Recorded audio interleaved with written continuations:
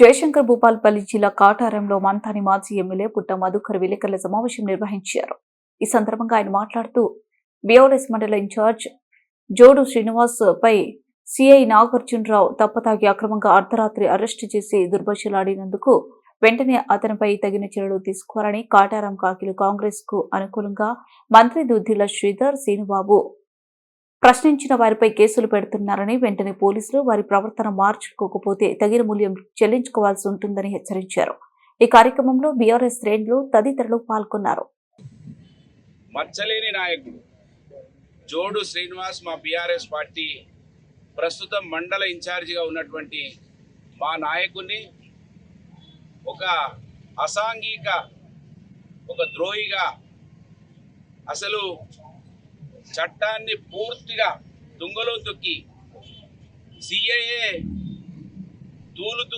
తూలుతూ ఆ మత్తులో మా నాయకుడిని అరెస్ట్ చేయడాన్ని తీవ్రంగా ఖండిస్తా ఉన్నాం.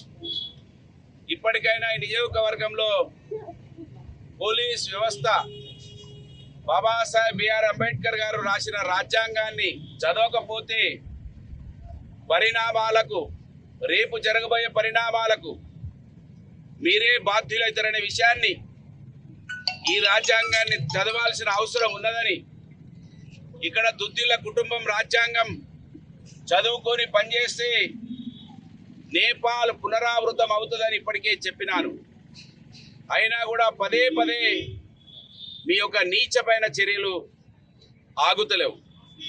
ఇవాళ కాటారంలో మా సైన్యం మీ ఊకదంపుడు కేసులకు భయపడదని ఇప్పటికే తాళ్ళు తేట తెల్లం చేసినారు. ఇప్పటికైనా మీరు అర్థం చేసుకోవాలి. ఒకప్పుడు రామగిరి నుంచి మొదలైతే ఇవాళ కాటారం నుంచే మొదలైంది. ఇది శుభ పరిణామం. కాటారం ఎప్పుడైతే మేలుకుంటుందో అప్పుడు ఈ తెలంగాణ రాష్ట్రానికి ఈ 420 హామీలు రాసినటువంటి ఈ 420 ఎమ్మెల్యే ఎప్పుడైతే ఆ కుర్చీ దిగుతాడో అప్పుడే ప్రజలకు మేలు జరుగుతుందనే విషయాన్ని ఈ సమాజం గమనించాలని కోరుతూ, ఇవాళ మా సఫాయి కర్మచారి మా అన్న వెంకన్నకు మేము నీళ్లతోటి వాళ్ళ పాదాలను కడిగినాం.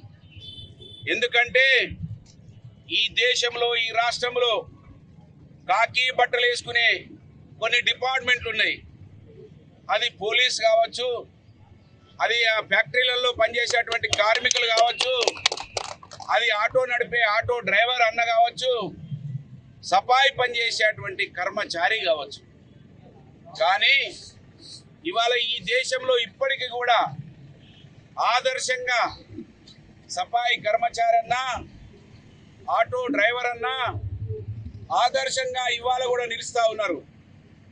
ఏ పార్టీలు ఏ ప్రభుత్వాలు వచ్చినా సఫాయి కార్మికుడు మాత్రం వారి విధి నిర్వహణను సక్రమంగా నిర్వహిస్తూ ప్రజలను కాపాడుతూ ప్రజల ఆరోగ్యమే తన బాధ్యతగా భావించి మురుగు కంపును సైతం తొలగించి ఊర్లో ఏ చిన్న ఇబ్బంది అయినా ప్రజలను కాపాడుకుంటున్నటువంటి ఇదే కాకి యూనిఫామ్ కర్మచారి మా ఇంకన్న కాపాడుతూ ఉన్నాడు.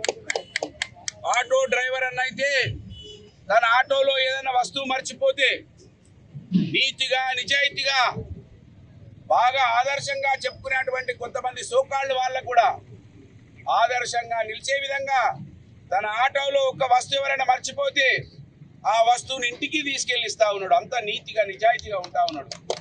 ఇలా ఫ్యాక్టరీలలో పనిచేసేటువంటి మా కార్మిక అన్నలు కూడా ఏ ఫ్యాక్టరీలో పనిచేస్తే ఆ ఫ్యాక్టరీని అభివృద్ధి చేయాలని, ఆ ఫ్యాక్టరీ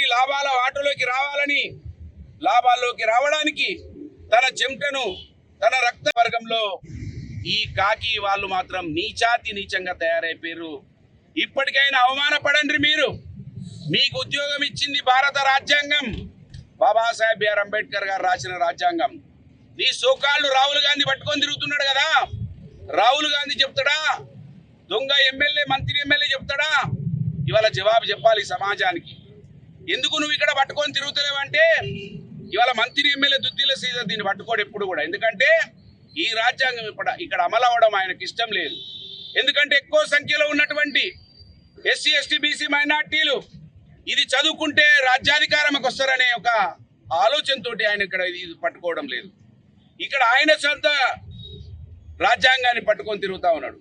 కనుక పోలీసులు అవమానపడండి, సిగ్గుతో తల వంచుకోండి. ఇవాళ భూపాలపల్లిలో ఎస్పీ గారిని నేను డిమాండ్ చేస్తున్నా. గౌరవ మాజీ ముఖ్యమంత్రి వర్యులు కేసీఆర్ గారు జిల్లాలు చిన్నగైతే ప్రజలకు మేలు జరుగుతుందని కాటారంకి 20 కిలోమీటర్ల దూరం ఎస్పీ గారు కూర్చొని ఉన్నారు. మీకు 20 కిలోమీటర్ల దూరంలో మీ ఎస్సీఐ రాత్రి తాగి తూలుతా ఉంటే ఎక్కడ పోయింది మీ అడ్మినిస్ట్రేషన్ అని అడుగుతున్న ఎస్పీ గారిని. ఎస్పీ గారు కళ్ళు తెరవాలి, ఎస్పీ గారు ఈ ప్రాంతాన్ని సందర్శించాలి, ఎస్పీ గారు తగు చర్యలు తీసుకోవాలి. వాళ్ళ భార్య అదే రోజు రాత్రి చెప్పింది, పొద్దున డిఎస్పీ గారిని కూడా అడిగింది పోలీస్ స్టేషన్లో కూర్చొని, డిఎస్పీ గారు మేము సిఐ గారి మీద చేసేటి ఆరోపణలు కాదు, నిజమే చెప్తున్నాం.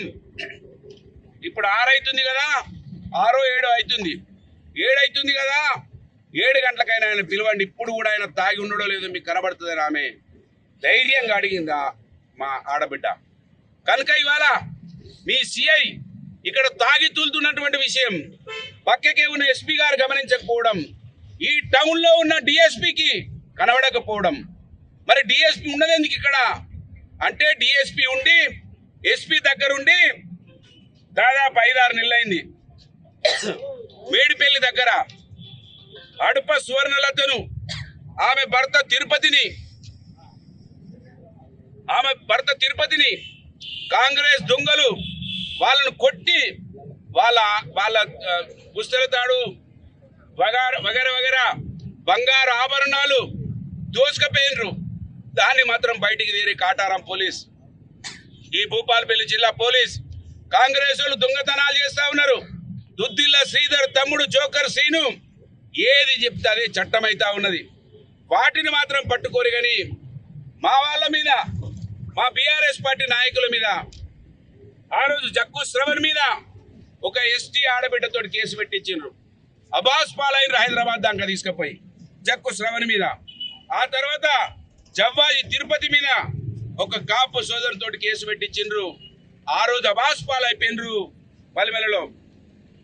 ఇవాళ ఆ రోజు మొన్న మా అశోక్ ఉంటాడు తమ్ముడు, అశోక్ మీద కాపోలతో కేసు పెట్టించిండ్రు, అబాస్ పాలైపోయినరు. ఆ తర్వాత ఇవాళ మా జోడు సీన్ మీద ఒక